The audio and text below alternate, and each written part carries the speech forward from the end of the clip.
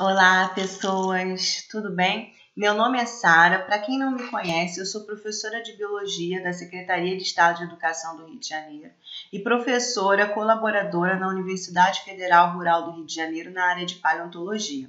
E decidi montar um conjunto de videoaulas voltados para o ensino da paleobotânica e da palinologia através de um projeto que eu criei chamado Paleobot Vídeos, Paleobotânica e Palinologia para Todos. Esse conjunto de videoaulas visa aí fazer uma divulgação da paleobotânica, da palinologia, com uma linguagem fácil, acessível para curiosos, leigos, alunos da educação básica, alunos da graduação que queiram aprender a paleobotânica e a palinologia de uma forma simples, com uma linguagem pouco complexa, enfim.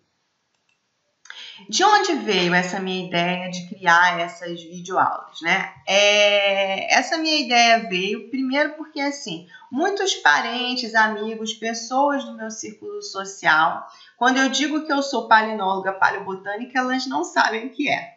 E aí pergunta, mas gente, o que faz isso? Você estuda palinologia, você é palinóloga, você é paleobotânica, mas para que serve isso? Né? O que isso tem a ver com a paleontologia, né? Que eu também digo, eu sou paleontóloga, e muitos deles, mas como é que é isso? Para que serve isso? Tem gente que recebe dinheiro, salário, bolsa para estudar isso, tá? Então as pessoas me perguntam e aí eu pensei, vou fazer um conjunto de videoaulas para esclarecer isso. Então, quem tiver interesse, assiste as videoaulas e aprende. Uma outra razão é a seguinte, eu percebo que toda vez que eu digo que eu sou paleontóloga, enfim, as pessoas acham que eu trabalho com dinossauro. É impressionante.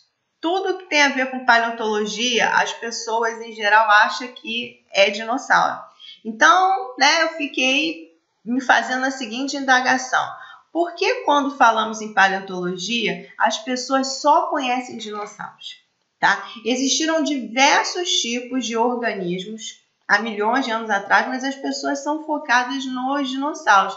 Isso eu acredito que aconteça por conta da grande divulgação na mídia sobre os dinossauros. Então cinema, né, que tem lá os dinossauros, livros, revistas. Existe uma grande divulgação dos dinossauros, mas pouco ou quase nada se fala de outros organismos que viveram há milhões de anos atrás, como, por exemplo, as plantas. Ninguém fala quase nada, ou quase ninguém fala sobre as plantas que viveram há milhões de anos atrás, tá? Muitas pessoas falam assim, Sara, mas não dá, né? Os dinossauros, eles vão sempre vencer em termos de divulgação os outros organismos que viveram há milhões de anos atrás, porque os dinossauros eram gigantescos, ferozes, tinham uma morfologia muito diferenciada. Então, por conta disso, as pessoas têm mais atração pelos dinossauros.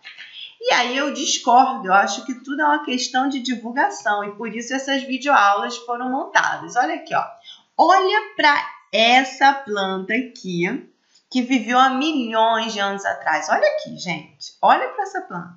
Lindíssima, tão glamurosa quanto os dinossauros. E essa planta, né, chegava a atingir cerca de 10 metros de comprimento. Tá? Então, gigante, grandona, tá? Tanto quanto os dinossauros. E muito diferente, muito bonita. Olha aí a vatinhesa. Tá? Então, é uma questão de divulgar. Olha aqui, ó. Olha essa outra planta aqui, né? Representante do grupo das Glossopteridaes. Glosso significa o quê? Língua, né? Língua. Então, tá aqui, ó. Folha em forma de língua, tá? Folha em forma de língua. Olha aqui a variação morfológica, bem interessante dessa planta, tá? E olha aqui também, ó, o grão de pólen dessa planta. Gente, uma gracinha, parece um Mickey voador. Essa planta viveu também milhões de anos atrás, tá? Podia atingir cerca de 6 metros de comprimento. e muito bonita. Então, resta a divulgação, tá? Então, não é porque os dinossauros eram grandões e porque tinham uma morfologia muito diferenciada e tal, que eles são mais divulgados, não. As plantas também eram gigantescas no passado, tá? Tinha uma morfologia variada, o que resta aí é divulgar, tá? E não existia só plantas gigantescas, glamourosas, tá? Existia também as miudinhas, né? As delicadazinhas, como por exemplo a Cooksonia. Aliás, primeiro surgiram até as pequenininhas, as frágilzinhas, para depois surgir aquelas grandonas que eu mostrei para vocês. Então tá aqui, essa aqui é a Cooksonia, uma plantinha muito bonitinha também que viveu há milhões de anos atrás. Olha aqui, gente, que gracinha, bem delicadinha. Ela atingia apenas alguns centímetros de comprimento, 3, 4 centímetros, tá? E tinha uma espessura de alguns milímetros. Olha aqui, ó. Bom, então mostramos aí que as plantas que viveram há milhões de anos atrás tinham também alturas elevadas como os dinossauros. Então, são glamourosas também com relação a isso e poderiam ser mais divulgadas. E com relação à morfologia, tá? Também as plantas no passado, há milhões de anos atrás, tinham morfologias lindíssimas, super diferentes, que poderiam ser divulgadas também. Olha essa planta aqui, essa reconstituição dessa planta que viveu há milhões de anos atrás. A Cirostrobus pterocera. Olha que linda, que bonita. Olha essa outra aqui, a Leptostrobus câncer. Lindíssima também, ó. Essa outra aqui, ó, a Vaginovisca paradoxa. Lindíssima, tá? E essa outra aqui também, uma florzinha, né? Que viveu aí durante o Cretáceo. Olha aqui, aqui a gente tem um fóssil verdadeiro, aqui uma reconstituição desenhada, pintada. E aqui, ó, uma reconstituição tridimensional, uma réplica, feita pelo Luiz Felipe Lopes e pelo Pedro Andrade, que está lá no Museu de História Natural de Lisboa. Uma gracinha, né? A Archeandus Linenberger. Aqui, ó. Uma outra coisa também que poucas pessoas sabem é que existem plantas hoje que são consideradas fósseis vivos. O que é isso, né? Fóssil vivo. Vamos entender aqui o que é um fóssil vivo. Fóssil vivo é um organismo que existe hoje, tá? Que existe hoje e que no passado, há milhões de anos atrás, estava presente no planeta em grande número e em várias partes do globo, em várias áreas geográficas. Tá? E atualmente, apesar de existir, está em número pequeno e ocupa poucos lugares no globo, restritas áreas geográficas. Então, nós temos dois exemplos aqui, ó. A cica, que é muito comum em vários jardins, que as pessoas conhecem, a Ginkgo biloba, que todo mundo aí gosta de tomar chá, tomar comprimido, né? Que diz que é bom para o cérebro. Então, são dois exemplos de plantas que são consideradas fósseis vivos, ou seja, no passado essas plantas faziam sucesso, ou seja, estavam em grande número no planeta, em várias regiões do globo, e atualmente estão presentes, mas em número pequeno e ocupando áreas restritas, tá? Sara, eu ainda não entendi bem esse conceito de fóssil vivo. Vamos fazer uma brincadeira, uma analogia aqui. Imagine a Xuxa e a Gretchen. Todo mundo no passado adorava, né, ver o programa da Xuxa, ter o microfone da Xuxa, enfim, dançar lá no programa da Xuxa, escutar a música da Xuxa. A Xuxa era famosíssima, fazia programas em vários países, em vários lugares, não é? Fazia um sucesso danado. Hoje a Xuxa existe, mas quase ninguém fala dela. A Gretchen é a mesma coisa, todo mundo queria dançar lá o Freak Bumbum com a Gretchen, todo mundo gostava de rebolar lá com a Gretchen viajava o mundo inteiro, fazia muito sucesso, era super conhecida. Hoje em dia a Gretchen está aí, mas não faz mais o sucesso de antes. Então a gente poderia dizer que a Xuxa e a Gretchen são exemplos de fósseis vivos, tá? Para fazer uma brincadeira, uma analogia, para vocês entenderem o conceito de fóssil vivo, tá? Então, agora voltando a essa questão aí da divulgação, tá? Que é um dos motivos da criação dessas videoaulas sobre paleobotânica e paleontologia, é o seguinte: a gente tem aí uma grande divulgação dos dinossauros, mas pouca divulgação de outros organismos que viveram há milhões de anos atrás, como as plantas, tá? Porque, no geral, a paleontologia, que é a ciência que estuda esses organismos que viveram há milhões de anos atrás, é pouco divulgada. A gente tem pouca divulgação ainda da paleontologia, pelo menos dentro do Brasil, tá? Que é um país que não investe, tá, o suficiente em educação, principalmente em projetos de extensão, de divulgação científica. Mas como assim, Sara? O que é isso, extensão? Projetos de extensão são aqueles projetos feitos pela universidade para poder divulgar o seu conhecimento científico, que é produzido ali de ciência, tá? Enfim, para a população. E esse tipo de projeto tem pouco investimento, tá? E não são muito valorizados, tá? Apesar dos esforços de muitos pesquisadores, enfim, não se tem um investimento adequado nisso aí, tá? Então, no caso da paleontologia, a gente ainda tem pouca divulgação aqui no Brasil, tá? Mas vamos dar aqui uma definição para essa ciência que ainda é pouco divulgada aqui no Brasil. Então, paleontologia, essa palavra vem do grego palaes, antigo, mais ontos, ser, logos, tratado. Tá? Segundo Carvalho, 2004, é a ciência natural que estuda evidências das vidas pré-históricas preservadas nas rochas, os fósseis, e explica não apenas seu significado evolutivo e temporal, mas também sua aplicação na busca de bens minerais e energéticos. Então, essa ciência aqui, ela procura estudar esses seres vivos, esses organismos que viveram há milhões de anos atrás, procura entender como eram esses organismos, quais eram esses organismos, como que eles interagiam entre si, tá? E é pouco divulgado. Quando é divulgado, a gente vê mais lá o quê? Dinossauro, como eu disse para vocês. Tá? Bom, a paleontologia tem como objeto de estudo o fóssil, tá? Essa palavra fóssil vem do latim fósseis, que significa extraído da terra. Tá? E o que é o fóssil? O fóssil é o resto ou vestígio de organismos que viveram há milhões de anos atrás, pode ser de planta, de animal, né? ou de outro organismo. E esses restos são preservados em rochas, em gelo, em âmbar, em sedimentos. Tá? E é considerado fóssil aquilo que tem mais de 11 mil anos, ou seja, aquele resto ou vestígio que data mais de 11 mil anos. Mas, Sara, por que tem essa convenção de mais de 11 mil anos? Porque a partir de 11 mil anos, começa aí o chamado Holoceno, né? Que é o período em que o homem começa a impactar o meio ambiente, começa a fazer tecnologia, né? Essas coisas, a tecnologia do homem começa a aparecer. Então, por isso 11 mil anos. Tá, tem essa convenção, mas muitos paleontólogos discordam dessa definição, dessa convenção de que para ser fóssil tem que ter mais de 11 mil anos.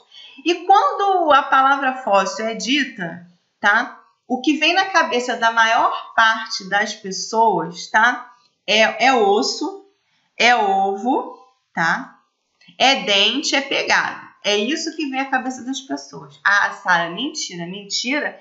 Faz um teste, conversa com alguém assim na rua, pergunta assim, você sabe o que é um fóssil? Se a pessoa disser o que é, tu fala assim, me dá um exemplo aí de um fóssil, você vai ver. As pessoas vão falar um osso, uma pegada, um dente preservado, né? Enfim, as pessoas vão falar isso. Tá? Elas lembram desses tipos de fósseis no geral. Eu sei que eu fiz uma pesquisa, então, eu observei isso, mas vocês podem fazer também. Dificilmente, raramente, quase nunca alguém lembra que existe fóssil de plantas. Quase ninguém fala disso, tá? Então, assim, gente, não existe só fóssil de animal, não. Existe também fóssil de plantas e de outros organismos, de outros gêneros. Existe fóssil de fungo, de protista, enfim. Então, tá aqui, ó. Alguns exemplos de fósseis de plantas, né? Aqui no caso coloquei alguns exemplos de folhas, né? Fósseis de folhas. tá? E não é só as folhas dos vegetais que são preservadas, não. Olha aqui, gente, isso aqui é raiz preservada, fóssil de raiz. Tem também os troncos que são fossilizados, folha aqui que eu coloquei novamente, flor. Olha que lindo! As flores também são encontradas fossilizadas, gente. Uma gracinha. Olha essa flor aqui, uma gracinha. Frutos, sementes, tá? Bom, então a paleontologia, que é essa área que eu falei para vocês, que ainda tem pouca divulgação e que estuda os organismos que viveram há milhões de anos atrás, as relações entre eles, enfim, quem eram eles, enfim, as características deles, enfim. Essa área paleontologia, ela é dividida em sub-áreas ou ramos, vamos dizer assim, tá? Então, dentro da paleontologia você tem outras áreas. Que áreas são essas? A paleobotânica, que é o nosso interesse, né, que é o interesse das videoaulas. Tem também a paleozoologia, a micropaleontologia, a paleoiquinologia, a paleoecologia, a tafonomia, a paleopatologia. Tá? Mas aqui na nossa videoaula nos interessa a paleobotânica, tá? A paleobotânica, vocês vão ver, vai estar focada aí no estudo dos fósseis dos vegetais. Temos a paleozoologia, que está interessada no estudo dos fósseis dos animais e por aí vai. Mas, Sara, o que é a paleobotânica em si? Vamos dar uma definição. O que é paleobotânica, tá? Então, ó, paleobotânica, essa palavra vem do grego palas, que significa antigo, e botanique, que significa botânica ou planta. É um ramo da paleontologia encarregada de estudar os fósseis de plantas, também chamados de fitofósseis, tá? Então, paleobotânica, né, tá preocupada com o estudo das plantas fósseis, como eram as plantas fósseis, quem eram elas, qual era a interação entre elas, tá? Então, é isso que a paleobotânica foca e tem interesse, é nisso. Mas, né, eu tenho que fazer aqui uma observação, que é o seguinte: a paleobotânica, ela não estuda somente os fósseis de plantas, tá?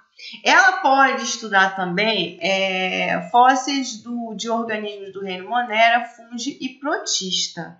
Mas como assim, sabe? Por quê? Então, vamos entender. Muitos organismos que hoje a gente sabe que estão num reino diferente das plantas, tá? No passado eram considerados como vegetais. Ai, Sara, como assim? Explica isso melhor. Então vamos lá. Os biólogos, eles criaram aí 5 reinos para agrupar os organismos do nosso planeta. Quais são esses reinos? Reino Monera, reino Protista, reino Fungi, reino Animalia, reino Planta. 5 reinos, tá? O que acontece? A paleobotânica em si seria responsável pelo estudo dos organismos do reino Plantae, tá? Do reino Plantae apenas. Só que, né, antigamente não tinha exatamente essa divisão. Então, muitos botânicos acreditavam que organismos que não fazem parte do reino Plantae, que eles eram planta. Muitos acreditavam nisso. Vou dar um exemplo. Um fungo, um cogumelo. Tá? Muitos botânicos no passado olhavam lá para aquele cogumelo, via lá aquela haste, aquele chapéuzinho e achava que era uma planta. Tá? Achava que aquilo era uma planta. E aí estudavam também os cogumelos. Então, por isso que até hoje, por tradição, né, você abre aí alguns livros de paleobotânica, você vai ver lá capítulos falando também de fósseis, né, de fungos e de outros organismos que não fazem parte do reino planta, tá? Mas assim, se a gente fosse falar de uma maneira bem restrita, a paleobotânica seria apenas o estudo dos fósseis das plantas, daquilo que está dentro do reino vegetal, daqueles organismos considerados pertencentes ao reino vegetal, tá? Mas por tradição, também aí tem paleobotânico que vai estudar organismos do reino Fungi, enfim, inclusive em alguns departamentos de universidades pelo mundo afora, você tem lá departamento de geologia, de geociência, e tem lá a parte lá, os laboratórios dos paleobotânicos, e às vezes tem uma pessoa que estuda fungos fósseis e tá lá, né? Enfim. Então, aqui eu coloco alguns exemplos, olha que gracinha, de mais fósseis de plantas, tá? Olha como são lindos. Isso aqui, ó, é um fóssil de flor, olha que gracinha, que o pessoal associa aí a família Malvácea, que é a mesma família da planta que produz o chocolate pra gente, o cacau, tá? Que dá o cacau. Aqui um fóssil de uma folhinha, aqui de um tronco, aqui de fruto, tá? E aqui, olha que gracinha, um fóssil de fungo, tá? Um fóssil de um cogumelozinho, olha aqui, como eu disse para vocês, inclusive encontrado no Brasil e que data aí de cerca de 115 milhões de anos atrás. Olha aqui, tá? Olha que gracinha, gente. Bom, assim como a paleontologia tem lá as suas sub-áreas, as suas áreas, né? Paleobotânica, paleozoologia, micropaleontologia e outras. A paleobotânica também tem suas áreas, seus ramos. E um dos ramos da paleobotânica é a palinologia. É a palinologia. Mas, Sara, o que é palinologia? Vamos lá. O que é palinologia? A palinologia é uma área da paleobotânica que vai estudar os grãos de pólen e esporos fossilizados. Nós vamos ver mais para frente, né, que outras estruturas de parede orgânica também são estudadas pela palinologia, mas vamos focar aqui agora nos grãos de pólen e esporo. Olha aqui, gente, olha aqui. Aqui, ó, vou mostrar para vocês. A gente tem uma flor, tá? E tá vendo aqui esse pozinho, né, produzido por essa flor? É isso aqui que nós chamamos de pólen. Ah, Sara, é isso que nós chamamos de pólen? É isso. Você já deve ter dado aquele buquê de flores para sua namorada, né? E ela deve ter começado a espirrar muitas vezes, né? Aí você vê, nossa, tem esse pozinho aqui e tal, né? Que muitas vezes causa alergia em algumas pessoas. Então, esse pozinho aqui, tá? É o que nós chamamos de pólen. Olha aqui, ó, ele individualizado, né? Visto ao microscópio. Olha aqui, ó, tá? E esse pólen aqui, ele tem uma importância grande para o vegetal. Por quê? Porque ele é que transporta o gameta masculino da planta. Sara, gameta? O que é isso? Gameta. Gameta é a célula reprodutiva. Ó, nós, seres humanos, por exemplo, vocês devem saber, temos lá o espermatozoide do homem, que é o gameta masculino, a célula reprodutiva masculina, e na mulher nós temos o óvulo, que é o gameta feminino, a célula reprodutiva feminina, não é? E aí, quando a gente tem o encontro do espermatozoide com o óvulo, gera lá um embriãozinho, o bebezinho, não é? No caso das plantas, tá? Também, a planta tem lá o seu gameta masculino que está dentro do pólen. Presta atenção, o pólen não é o gameta masculino. O pólen, ele carrega o gameta masculino das plantas. Então, esse pólen é como se fosse o aviãozinho, tá? Vamos dizer assim, do gameta masculino das plantas que nós chamamos de núcleo espermático, e ele leva esse gametinha para encontrar o gameta feminino das plantas numa outra flor, tá? Então, sai de uma flor, vai para outra lá, tá? E esse gameta masculino que está dentro do pólen, tá? É levado ao encontro do gameta feminino, do vegetal, e aí quando o gameta masculino, que nós chamamos de núcleo espermático, encontra o gameta feminino da planta, que nós chamamos de oosfera, gera ali um embriãozinho vegetal dentro da sementinha. É isso aí. Nossa, Sara, que legal! Que legal mesmo. E essa estruturinha, o grão de pólen, né, que é o aviãozinho, vulgarmente falando, tá? Que carrega o gameta, né? Vamos dizer, o espermatozoide dos vegetais, que a gente chama de núcleo espermático, tá? Isso aqui é preservado, tá? Esse grão de pólen é preservado. E por que ele é preservado? Porque ele tem uma parede em volta dele que nós chamamos de esporopolenina, tá? É uma parede que tem um composto, tá? Vamos expressar melhor. Ele tem uma parede, esse grão de pólen tem uma parede composta por esporopolenina. Esporopolenina é um composto muito resistente, tá? Que consegue ficar preservado aí durante milhões de anos. Por isso que é possível a gente encontrar grãos de pólen fossilizado, tá bom? Só uma coisa aqui interessante, né? Para quem quer um nome mais científico dos grãos de pólen, os biólogos chamam de microgametófito. Micro porque é microscópico e gametófito porque produz o gameta masculino. Então, dentro dele, a gente tem o gameta masculino, que é o núcleo espermático, né? O gameta masculino dos vegetais. Então, tá aqui. Isso aqui é o pólen, isso preserva. Aqui, olha que gracinha, nós temos um esporo. Sabe o que é esporo, né? O que é esporo? Então, esporo é uma célula reprodutiva também dos vegetais, que quando cai lá em um terreno onde tenha umidade, temperatura, pH ideal, gera um novo indivíduo, sem a necessidade de um cruzamento, tá? Sem a necessidade de um cruzamento. Ué, Sara, mas qual é a diferença, então, do esporo para o pólen? Então, o pólen é uma estrutura, né, um microgametófito vegetal, como eu disse para vocês, que vai carrear o gameta masculino, que vai se encontrar com o feminino para formar um novo embrião, um cruzamento. Enquanto que o esporo não é uma célula reprodutiva, que simplesmente vai gerar lá um novo indivíduo sem a necessidade de um cruzamento, é diferente. Os grãos de pólen são produzidos por plantas que têm flores, tá? Como as angiospermas e gimnospermas, tá? Exemplo de angiosperma laranja, que você chupa, né? O coqueiro, que produz o coco, enfim. E de gimnosperma você tem aí as araucárias, enfim, os pinheiros. Todos eles produzem grãos de pólen. Já os esporos são produzidos, né, pelas plantas que não têm flores, como as samambaias, por exemplo, tá? Então tá aqui, ó, um esporozinho. Ai, gente, olha aqui que gracinha essa folha, né? Vamos ver onde os esporos são produzidos. Então você tem aqui uma folha de samambaia que você deve já ter visto na casa da sua vovó. E aqui, ó, atrás dela você tem um monte de pontinhos marrons. Tá vendo esses pontinhos marrons aqui? Cada pontinho marrom desse a gente chama de soro. E dentro de cada pontinho marrom desse, tá, que nós chamamos de soro, existem umas bolsinhas pequenininhas que nós chamamos de esporanjo. E dentro do esporanjo a gente tem os esporos.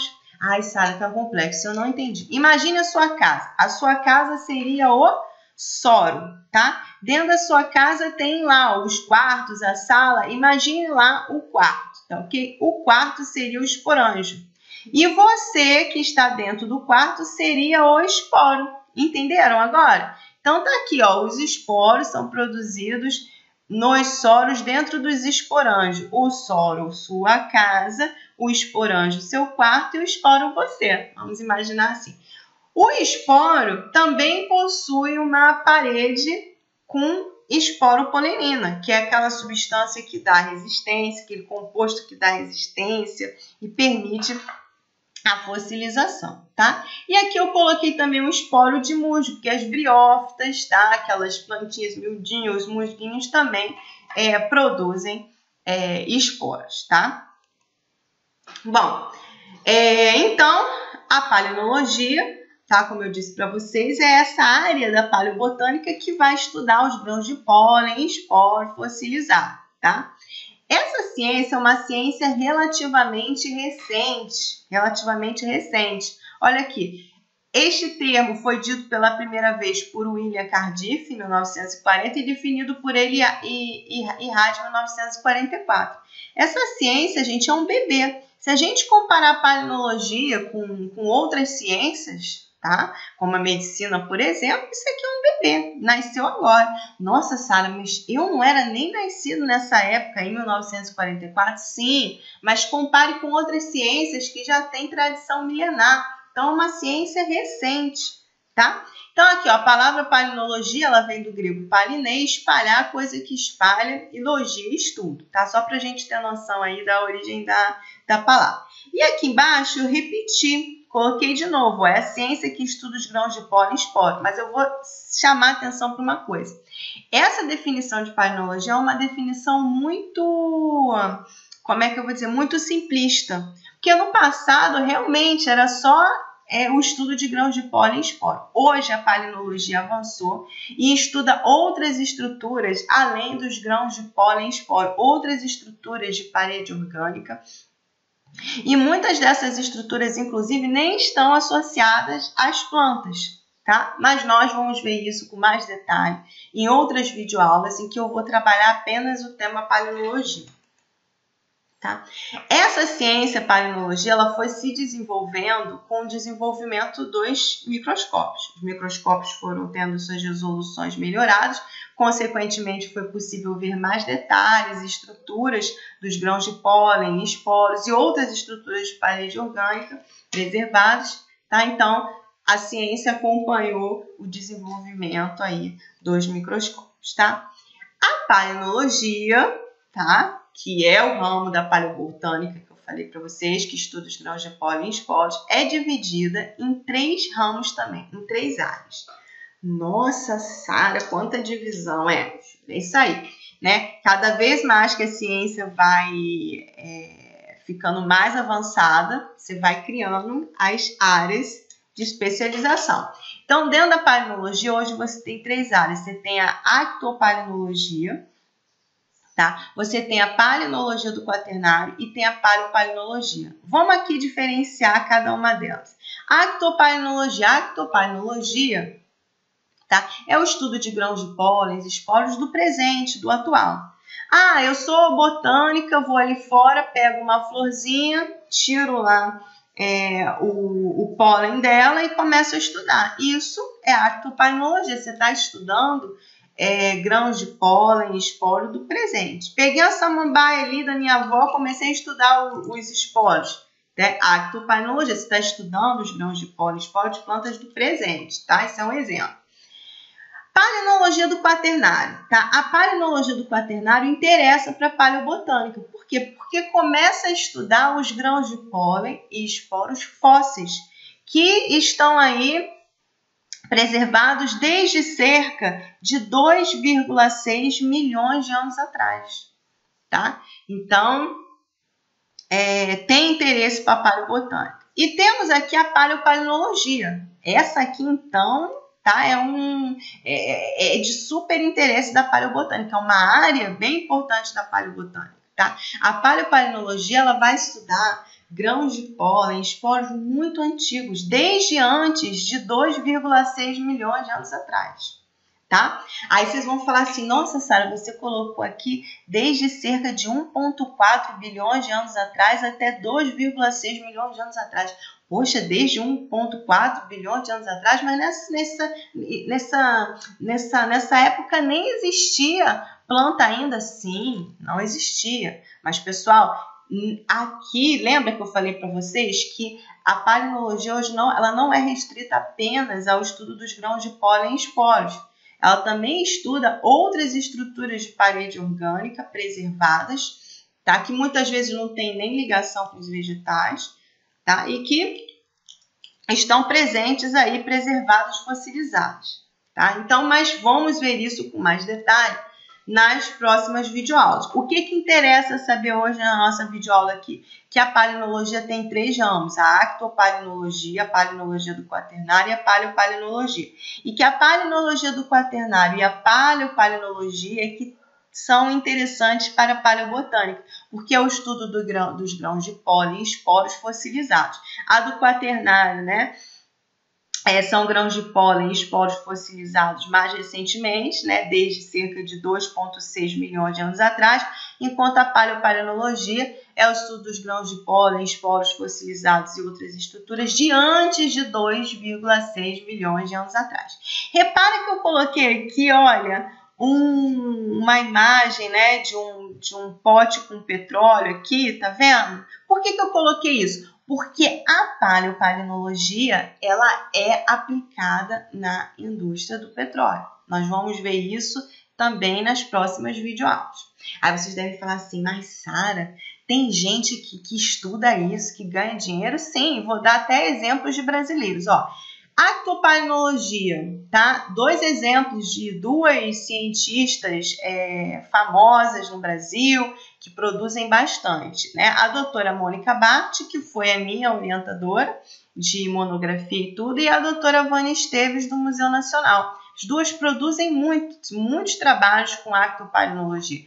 Estudam morfologia de grãos de pólen e esporos atuais. Palinologia do quaternário. Vou dar um exemplo também da doutora Mônica. A doutora Mônica é referência em palinologia do quaternário no Brasil. Tá? E aqui, ó, temos também é a paleopalinologia, que é muito estudada no Brasil. Inclusive, na Petrobras existe uma gerência que tem lá um grupo de paleopalinólogos, né? Dou exemplo aí da doutora Elizabeth Pedrão, do meu ex-orientador, o doutor Mitsuru Arai e outras pessoas, tá? Enfim, desculpa se eu não falei de todos, mas é porque não dá tempo, né? Tô numa videoaula aqui. Então, pessoal, tá aqui. Aqui eu coloquei uma tabelinha do tempo geológico só para a gente ter noção dessa diferença entre a paleopalinologia, a palinologia e a actopalinologia em termos de tempo geológico. Então, repare que a paleopalinologia vai estudar os grãos de pólen e esporos bem mais antigos. A palinologia do quaternário está aqui, estuda os grãos de pólen e esporos preservados nesse intervalo de tempo aqui. E a actopalinologia, que é o estudo dos grãos de pólen e esporos atuais. Tá? E aí, muita gente deve estar perguntando, Sara, mas para que serve isso? Para que serve estudar a paleobotânica, esse outro ramo da paleobotânica aí que você chama de palinologia? Para que serve isso? Então, vamos entender aqui. Primeiro, para ajudar na filogenia. Ai, Sara, o que é isso, filogenia? Filogenia é uma área da biologia que busca entender o grau de parentesco entre os organismos, tá? Quem originou quem, né? Quem é mais próximo de quem? Como assim? Você, por exemplo, não procura, não quer saber quem é seu pai, sua mãe, seu avô, seu tio, sua tia, seus primos? Então, é de interesse do biólogo também saber as relações de parentesco entre os organismos, tá? E entre as plantas também, qual grupo de vegetal surgiu primeiro, qual que é mais primitivo, qual que surgiu depois, qual que é mais derivado, qual que tem mais complexidade, menos complexidade, enfim, tá? Existe essa discussão e a paleobotânica vai ajudar isso, óbvio. Você estudando lá os fósseis das plantas, você vai ver quais grupos surgiram primeiro, quais surgiram depois, qual o grau de parentesco deles, tudo isso. Então, tem muita aplicação da paleobotânica, da palinologia na filogenia. Estudo de paleoclima. Gente, é muito importante a gente saber como era o clima há milhões de anos atrás. É importante. E aí, dessa forma, a gente consegue entender como o clima foi sendo modificado no nosso planeta. Tá, mas o que isso tem a ver com a paleobotânica? Os fósseis de planta vão nos dá indicativos de como ocorrer essa mudança. Como assim? Gente, a vegetação é um espelho do clima. Tá? Você vai num lugar, vê a vegetação daquele lugar, você já sabe mais ou menos como é o clima, se você for um especialista. Você consegue. A planta, ela é um espelho, ela reflete exatamente o clima que está ali. Tá? Então, é muito importante entender isso, porque aí você consegue inferir como era o clima no passado. Então, você olhando fósseis de plantas do passado, né, você vai ver lá o quê? Como era o clima, né? Qual era a vegetação que ocupava ali, então qual era o clima. Então, hoje nós temos muitas áreas que são muito frias e no passado eram bem quentes. E como é que a gente sabe disso? Porque a gente olha os fósseis preservados ali e observa que as plantas que viveram há milhões de anos atrás eram plantas de um ambiente quente, tá? Então, no passado, aquela área ali era quente, não era fria. Ao contrário também, tem áreas que hoje são quentes e que no passado era fria. E a gente sabe disso olhando os fósseis das plantas preservadas ali. Então, muito importante, tá? E saber sobre o paleoclima também é importante para a gente comparar com o atual. E estudar aí essas mudanças climáticas que estão acontecendo no planeta. Paleoecologia, tá muito importante. A paleobotânica tem muita aplicação também no estudo da paleoecologia. Por quê? Porque é interessante a gente saber como era a interação das plantas, né, com os outros organismos e entre elas mesmas no passado. Então, um exemplo aí é os dinossauros. Né? Os dinossauros comiam lá várias espécies de plantas, né? Os dinossauros herbívoros. Então, tá aí uma relação ecológica. Então, é legal a gente entender isso, saber quais eram as plantas que viveram há milhões de anos atrás e que serviam de alimento para os dinossauros que vocês tanto gostam. Outra aplicação é a transição da vegetação durante o tempo geológico. Então, olhando os fósseis e comparando com as plantas atuais, a gente consegue saber, tá, qual foi a modificação da vegetação, a sequência, né, vegetacional numa determinada região. Tá? E também tem muita aplicação na datação, na bioestratigrafia e na correlação estratigráfica. Essa parte aqui, ó, bioestratigrafia e correlação estratigráfica, que vai ter aplicação lá na indústria do petróleo e também na exploração de carvão, a gente vai deixar isso aqui para uma outra videoaula, tá? Eu vou detalhar, vou falar isso aqui com mais precisão, enfim. Aqui, né, eu vou falar apenas da datação, da aplicação na datação. Muitos fósseis vegetais servem como ferramenta para fazer datação. Como assim, sabe? Então, na paleontologia, na paleobotânica, enfim, existe um conceito que a gente chama de fóssil-guia. O que é fóssil-guia? Fóssil-guia é um fóssil de um organismo que surgiu e desapareceu, tá, há milhões de anos atrás, num intervalo de tempo muito curto. Então, surge e desaparece num intervalo de tempo muito curto.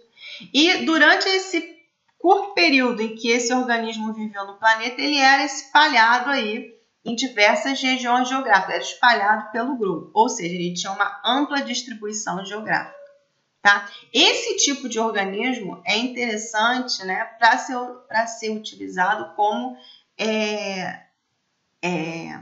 como fóssil guia, para datar. Tá, ok? Então, existem muitas plantas aí que surgiram e desapareceram num intervalo de tempo curto e ocupavam várias regiões do globo. Então, podem ser utilizadas como ferramenta para datação, como eu disse. Tá? Falando de uma maneira mais geral, um bom fóssil guia é aquele que tem uma curta distribuição no tempo geológico e uma larga distribuição geográfica. E muitos fósseis vegetais têm essa característica e servem para datar. Sara, como assim? Explica mais. Por exemplo, você tem lá uma rocha, uma formação, enfim, começa a encontrar esse fóssil que é considerado um fóssil guia e a partir daí você já sabe, tá? Qual é a datação, há quanto tempo atrás, né, aquela rocha, aquela formação ali foi formada, enfim, tá? Então tá ali.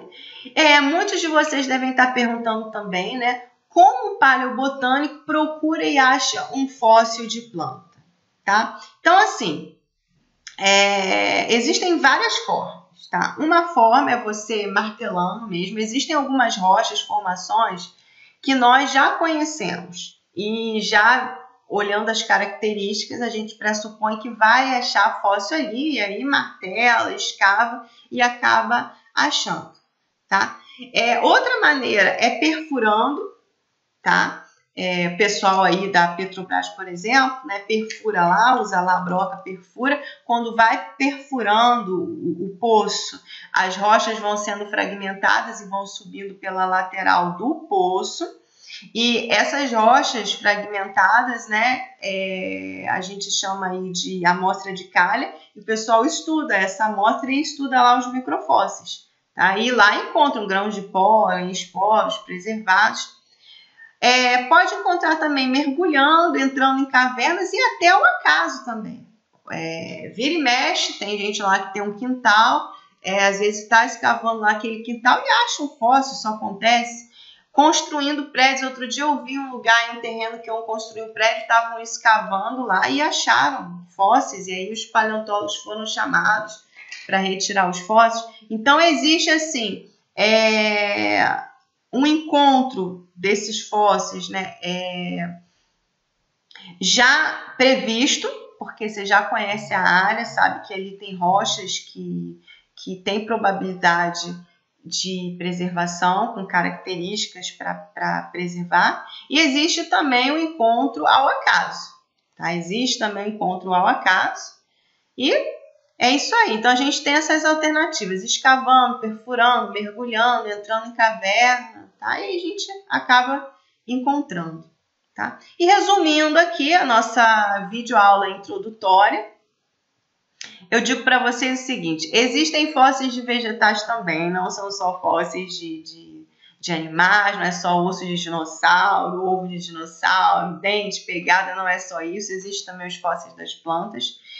Diferentes partes dos vegetais podem ser preservadas, como folhas, flores, frutos, sementes, troncos, pólen, esporos e outras partes. Tá? Os vegetais que viveram há milhões de anos atrás eram tão interessantes quanto os dinossauros, nós vimos. Existem plantas lindíssimas, glamourosas, que viveram há milhões de anos atrás, gigantes, que chegam até a 10 metros de comprimento, né? Que chegavam até 10 metros de comprimento e tinham uma morfologia super diferente, enfim, tá? E a paleobotânica, ela precisa ser mais divulgada.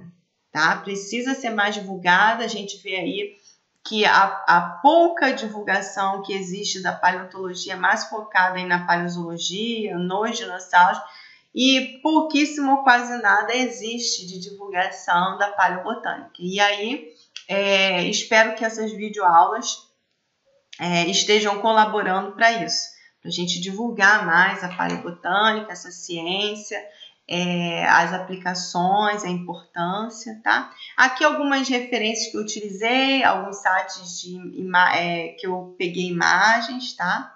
E aqui finalizo com uma foto minha no Departamento de Geologia da UFRJ, olhando alguns fósseis de plantas coletados lá na Bacia do Araripe, numa excursão que eu fiz junto com o professor Ismar Carvalho, lá da UFRJ, tá? Olha, reparem, fósseis lindíssimos, tá? E aqui finalizo com um pensamento, uma frase aqui, tá? De Albert Einstein, que é a seguinte, ó: a imaginação é mais importante que a ciência, porque a ciência é limitada, ao passo que a imaginação abrange o mundo inteiro, tá? Então, aqui também deixo para vocês o meu e-mail. O meu e-mail, para quem tiver interesse de palestra, aula, tirar dúvida também, tá aqui, ó, é sarapalino@yahoo.com.br. Espero que vocês tenham gostado dessa videoaula.